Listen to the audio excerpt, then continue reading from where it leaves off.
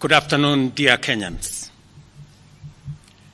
Over the past 2 years, our government has rallied the country behind the bottom-up economic transformation agenda, the basis upon which we were elected in the democratic elections of the year 2022.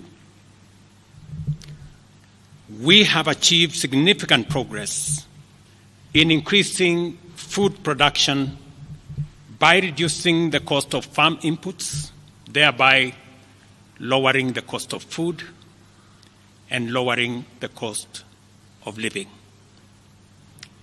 We have stabilized the economy by preventing what was an imminent debt default.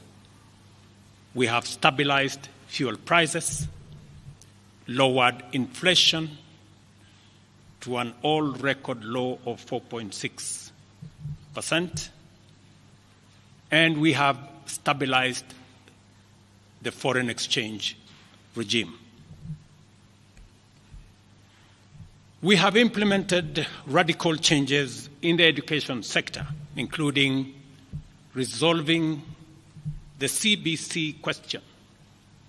We have rolled out a new student-focused higher education funding model that has special emphasis on making sure that children from vulnerable families have the requisite support in their education. We have also improved the student-teacher ratio in both our primary and secondary schools by hiring an additional 56,000 teachers and also hiring an additional 2,000 tutors for our TVET institutions. We have equally resolved bottlenecks in cash transfer program to vulnerable Kenyans, including orphans, people living with disability, and the elderly. We have not only brought on board more beneficiaries, but in keeping with the promise that we made, it is now not the case, as it was in the past, that these vulnerable Kenyans have to wait for months. Now their stipends are paid as salaries of public servants are being paid. We did roll out the Hustler Fund that today benefits 2 million Kenyans. And we have 7 million Kenyans who had been denied access to financial services by credit reference bureaus. They are now off the blacklisting roll. Our affordable housing program has now more than 100,000 housing units under construction. The first cohort I will be launching in a couple of months to new homeowners, and we have 160,000 young people across Kenya that are employed under this program.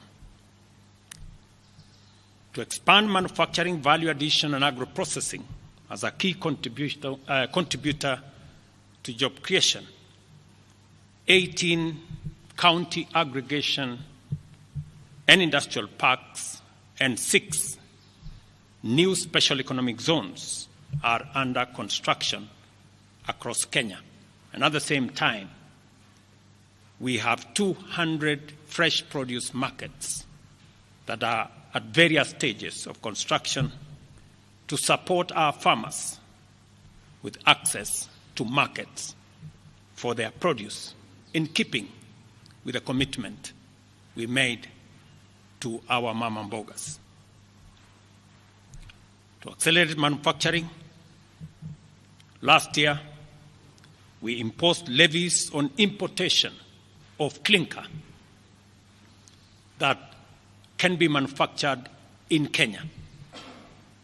We made a saving of Kenya shillings 20 billion in foreign exchange as imports of clinker dropped to almost zero. We also imposed levies on imported steel billets. And today, we have 11 steel factories that 6 years ago were closed. They have started operation, hiring 16,000 Kenyans, and last year alone, we saved 120 billion shillings in foreign exchange as a result of this intervention. Our digital transformation agenda is also on course with 17,000 government services online, while we have 274 digital hubs across Kenya with 152,000 students and digital workers in our TVETs and also in digital hubs in different parts, up and running and giving young people an income. Our universal health coverage plan has already onboarded 107 community health promoters, and the process of registration for our social health insurance fund is ongoing, on its way to launch on the new date of 1st of October 2024 that will make it possible for every Kenyan to have a health insurance and for those suffering from critical illnesses to have access to the critical illness fund, making it possible for every Kenyan to have access to treatment without the burden of having to fund it.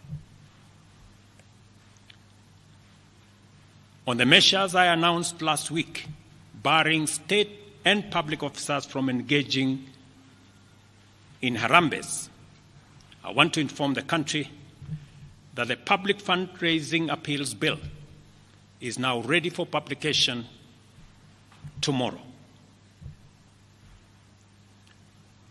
However, even with the progress we have made, I am acutely aware that the people of Kenya have very high expectations of me. And they believe that this administration can undertake the most extensive transformation in our nation's history. Recent events that necessitated the withdrawal of the finance bill, which will require a review and reorganization of our budget and fiscal management, have brought us to an inflection point. Upon reflection, listening keenly to what the people of Kenya have said, and after a holistic appraisal of the performance of my cabinet and its achievements and challenges, I have today, in line with the powers given to me by Article 1521 and 1525B of the Constitution and Sections 12 of the Office of the Attorney General's Act, decided to dismiss with immediate effect all the Cabinet Secretaries and Attorney General of the Republic of Kenya, of the Cabinet of Kenya, except the Prime Cabinet Secretary and Cabinet Secretary for Cabinet Secretary for Foreign Affairs and Diaspora Affairs. And of course, the Office of the Deputy President is not affected in any way. I will immediately engage in extensive consultations across different sectors and political formations and other Kenyans,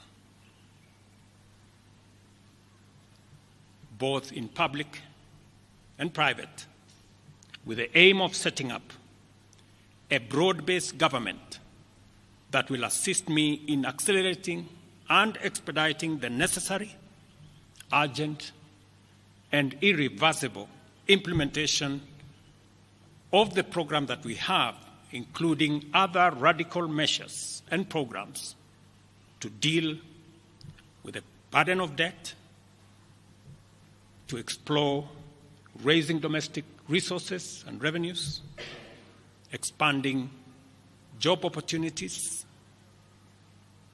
eliminating wastage and unnecessary duplication of a multiplicity of government agencies, and slaying the dragon of corruption, consequently making the government of Kenya lean, inexpensive, effective, and efficient. During this process, the operations of government will continue uninterrupted under the guidance of principal secretaries and other relevant officials. I will be announcing additional measures and steps in due course. Thank you very much, and God bless our great country, Kenya. Asanteni sana.